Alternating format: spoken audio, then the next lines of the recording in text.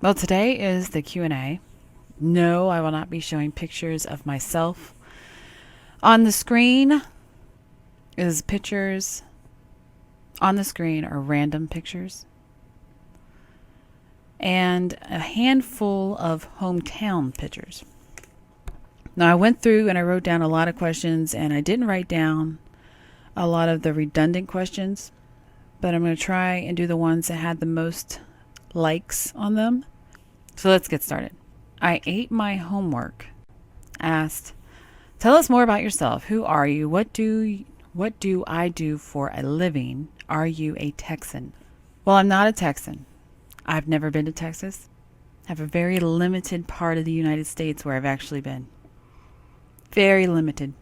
I was a single mom, 4 boys, went to Ohio University for microbiology. Life went wrong within 3 years. I had 1 year left. I became a CNA I majored in microbiology. I minored in psychology. And for the past 6 years, I've been a mom only. And I started this channel to add to the truther movement. Nothing really special about it. I think the one thing that really provoked me into doing it when I saw the demonization of Comey. And that's about it. I woke up about 2008, 2006, 2008, when things started going downhill. And my retirement had been sucked like a vacuum to nothing. I still get mail from Fidelity showing me the tiny bit amount that they have left in there for me.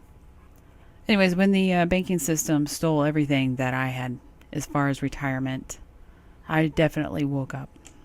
Richard Dinelli asked, when looking at a person from a different culture, do you find it difficult to get a good read due to the cultural differences? No. No, I do not. Body language is a universal language. Smiles mean smiles to everybody. Shame is shame in everybody. Anger is anger to everybody. It's all the same. The only thing that is difficult is translating it. And what I mean by that, and that is universal to everyone. I could look at someone who is showing signs of happiness and try and put their words to it, what they're so happy about. Like, for instance, a birthday. Someone is extremely happy in a birthday party. Now, without knowing anything, are they happy because they're the birthday person? Or are they happy because they're watching the birthday person? And that's where more information is needed. And Trace Goins asks, why not do manipulators? And I shortened this. Is it just the distaste for the sort, or is there a wider ranging reason? Watching manipulators as they're actively manipulating drives me absolutely insane. It's like someone smacking you in the face and there's nothing you can do it when you can watch them. When I deal with them face to face, I can bring out snide remarks, call out their ignorance and stupidity, and just pretty much belittle them as I see what they're doing, which makes it easier to deal with them. Watching them do it to someone else, nails on a chalkboard. There's just nothing you can do. Tech52 asks, how much background does it usually take in a subject before you can observe communicators' baseline? As long as you can see and identify a range of emotions, it's not very much. And I tend to do is provoke people and force a range of emotion out of people. It's probably why I don't get along with too many people, especially new people that I have no idea about. I will and it's not like I'm going out there and punching you in the face to see what you look like angry. It's more like I'm just kind of rubbing you a little bit the wrong way just so I can see what happens. Low Slow Flyer 77 says, are you just intuitive or did you learn this gift somewhere? I learned this from birth, and everyone has this gift. I think for me, and my sister is this way as well. My younger sister, I have 2 of them. We didn't really have that great of a home life, and for many years, it was best to be invisible and not be heard at all. So for many years, we did a lot of communicating without our mouths. We could look each other and know exactly what we're thinking. It was how we lived. So I think in that aspect, it helped retain a lot of the memories and the ability to keep this that intuitively all humans have. Scalay asks, were you always interested in this sort of thing? What convinced you to look into studying psychology? Well, living with a crazy stepmother and an insane sister, because my middle sister is crazy, I wanted to know what made them tick. I read a lot of books while I was in high school, which drove me to study it in college. It wasn't something I wanted to do for a living because I couldn't see myself dealing with any more crazy people. But I was curious to know what made them tick. And what I found out is psychology is a bunch of hooey. Because as I tried to apply that into the people that I knew, it just didn't make any sense. It wasn't matching up. And Rate My Homework says, are you ready? Are you able to use your skills in real time in real life? Yes. Riddle W, what happens when you analyze real actors? It is why I use the term portray or portray. When I say portray, it's acting. So when I see actors, I see a whole lot of portrayal. P. McKenna, did I do this as a profession? Well, no.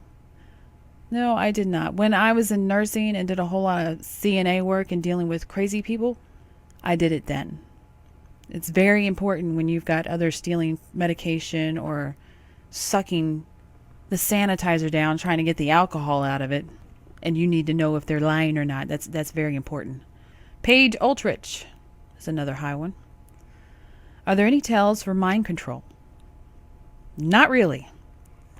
If a person is in a belief, it all comes out as truth. And at the core of mind control is a belief system. The person that you're mind controlling has to believe in what they're doing. Whether they believe what is coming out of their mouth and what they're saying, or their belief system is in believing in what they are doing.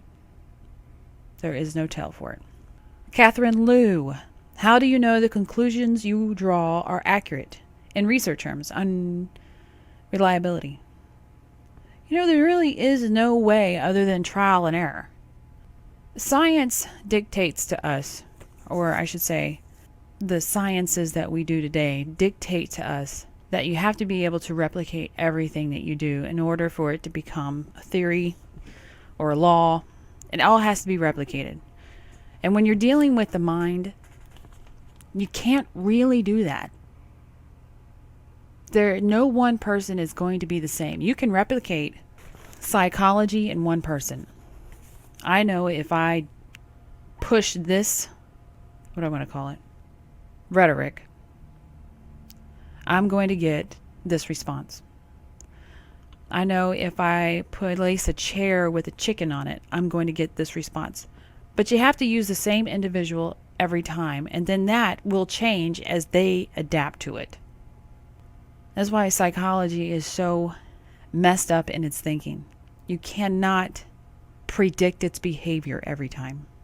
It is literally an evolving, revolving, evolving science. Filter HQ asks, can you explain someone who has been trained in body language use and someone who isn't? Someone who is trained in body language are not trained to actually lie to you. That is a falsehood.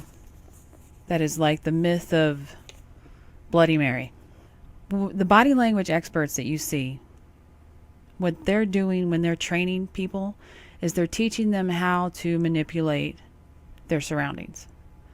They're telling them, stand up straight and tall, use your elbows in this way. That way you look confident and that you control the room and that you look like a leader and you know what you're saying.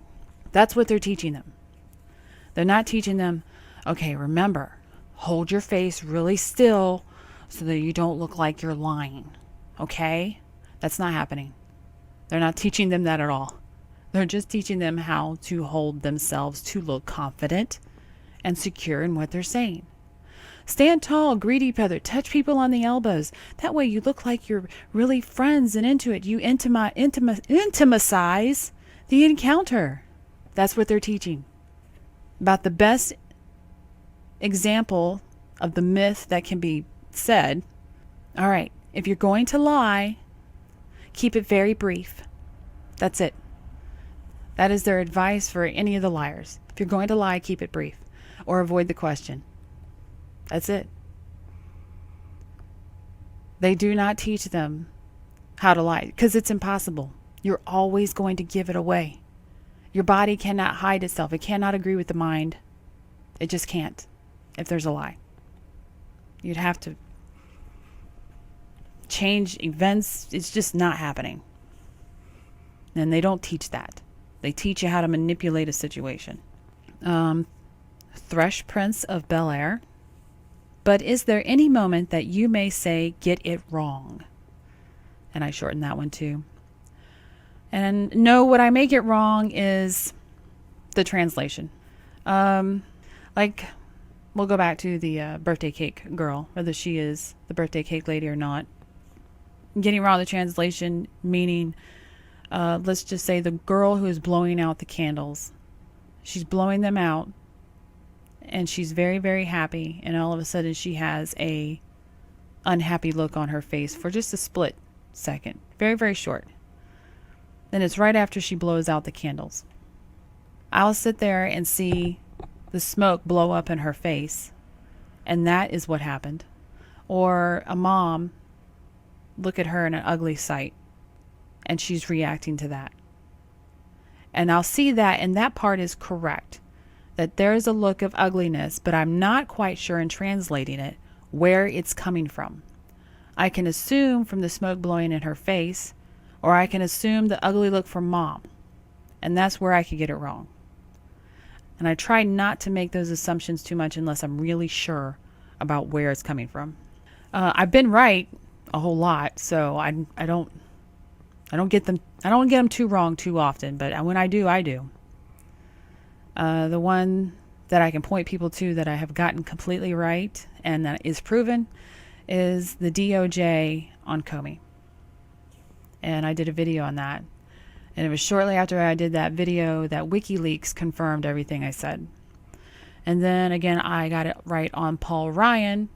And it was shortly after I did Paul Ryan that WikiLeaks confirmed what I said. Are certain people more difficult to read from others? From Jay is Rarsome. No, not really. The difficult ones are the ones that are reading. And the reason why they're difficult is now I have to wait for them to react to words instead of them reacting to what their mind is doing. So they're not difficult in that sense. I just have to, it's just a long process. It'd be like, oh, we could just, step over the line and get in the car. Instead of just getting into the car and closing the door, someone reading is the equivalent of, I got to walk down the stairs because the elevator is broken, wait for the door to be unlocked by the supervisor who is in the bathroom. It's just a longer process. My knowledge has never been used in court. Yes, I can read animals. And what news channels or websites do I use for truth? I do Twitter a lot, and I go to the horse's mouth a lot. And if they say something that I really find in conflict, I will literally go watch them say it. I really don't like taking anybody's word for it anymore. If I see someone saying it, it makes me feel so much better in believing them because I can see that they believe it. I really just do not like listening to anyone anymore or anyone else's opinion. So remember that when you see these videos and it's someone telling you someone else's opinion and it's their opinion transferring that opinion layer on top of layer, that is how falsehood gets spread. Because one liar fooled one honest person, and that honest person is spreading that news. And it's all coming out as truth. Road Hot Nail Chick. Are there different tells on a person's face concerning left and right-handed? Do the eyes track the same? There's no difference. There's only a dominant side and a non-dominant side. Someone who talks or writes with their right hand will probably talk more with their right hand. That's it. That doesn't actually mean anything from side to side. There's no difference. I'm going to talk with my left, I'm going to talk with my right. Rarely, and I should say rarely, because sometimes people sit there and go, their dominant hand will reference one person and the non-dominant hand will reference another person. And the one that they're closer to will be used with the dominant hand. It could be that the one that they dislike could be used with the dominant hand because that's prevalent in their mind. That's about the only time that the side things makes a difference. Electrical noise asked, do you ever play poker? No. I play cards with my sane sister, and we always win. We play a lot of partner cards, and we always win. Jim the Hermit, did you get into it because you had a lot of boyfriends that cheated on you? Simple, short, no. I've been single for 12 years. And it's more at this point of a choice thing. When you see it all the time, when you walk around and all you see is manipulators, and unfortunately for the courting phases of human beings, I don't know when it became normal to be a manipulator, like they have to manipulate in order to date you. But it's that completely turns me off instantly, and it seems like the first thing that happens every time. Like, yeah, okay, this is my car, this is my house, blah, blah, blah, blah, blah. Okay, goodbye. Goodbye, leave me alone. That's fine. Goodbye. Really like you, you're so cute and pretty. Bye. Goodbye. And for all the men who don't understand what that does to my mind, it just says, well, you don't have anything more in depth than what I look like and what you have. And I instantly just turned off. And I haven't met anyone yet that can actually get past that. If I do, it'll be a miracle, and I'll post it all over social media. Man found does not talk about self or just your beauty. The Susie monster, it's one of my favorites. What is the most obvious sign someone is lying? Stillness and deviation from the norm. Every time someone all of a sudden goes real still, that's your first cue. You need to look for other things to find out what they're being deceptive about. And anytime someone who is normally just bubbly, happy, or just da-da-da-da-da, and all of a sudden they went to, yes, that's a sign too. Let's sit there and see if I've missed anything that I think should be read. I think I've gotten almost everyone's. Well, this one, it didn't get a lot of upvotes, but I think there's two of them. They didn't get a lot of upvotes, but I'll answer them anyways. This is Alexander Berjevic. I think I said that right. Is it easier to analyze males or females? And does one gender impact one's ability to analyze the opposite sex? Yes and no, and yes and no. It is easier for me to analyze females than males, because there are things that males do that mentally I don't understand why they're doing it. I can sit there and completely guess. I shouldn't say guess, but I completely look at it and say, oh yeah, okay, I can see everything that you're telling, but I have to guess on the why. It's that translation part that just stumps me every time. It's like, why are you doing that? I don't understand. Why is this? Why do I get a disgust motion right here? What is going through your mind that this is the disgust motion? Or why are you so happy about this that I find disgusting? I don't get it. And does one's gender impact one's ability to analyze the opposite sex? I guess yes, it would be. I mean, because I don't know. Like I said, I don't understand a lot of things that go through a man's mind. I don't understand why that makes you happy, and I don't understand why that would disgust you. That is a big guess. Well, he's disgust there. Not quite sure why, but he is. Oh, that's a female. She's probably on the rag. Okay, so I can mentally go through the emotions that are happening right there. That's a look of pain, and we know that she's ragging, so we know where that's coming from. Those things definitely help. And Oh, I think I answered this one. I think I have gotten all the ones that I wrote down that I was going to answer. One more. Camilla Fritton. Who is the most deceitful public person you are aware of? The most deceitful public person that I am aware of, who knows they're being deceitful. Because I find that to be a very big difference. To me, it is a huge difference. There's those that have a belief system and they're arguing for their belief system. And to me, mentally, that is much easier to swallow than someone who is knowingly lying and being deceitful. And the one that drives me crazy at this moment, and it'll change as they become more deceitful one day and less the next, because their agenda doesn't have to be pushed or they've accomplished whatever they're doing. But at this moment, it is John McCain. And that is the end of our Q&A session. And this is the last Sunday I will be doing any uploads.